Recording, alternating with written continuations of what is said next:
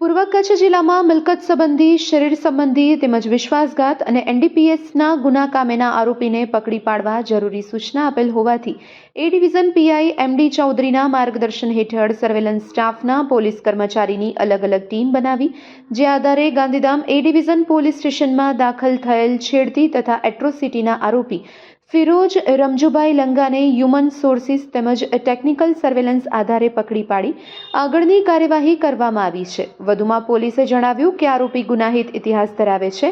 આરોપી વિરુદ્ધ અગાઉ પણ અંજાર પોલીસ મથકે 4 ગુના નોંધાયેલા છે. આ સમગ્ર કામગીરીમાં નાયબ પોલીસ અધિક્ષક Mukesh Chaudhari, A division PI MD Chaudhari તથા એ ડિવિઝન પોલીસ સ્ટાફના માણસો જોડાયા હતા. Report by Bharti Makhijani, Gandhidham.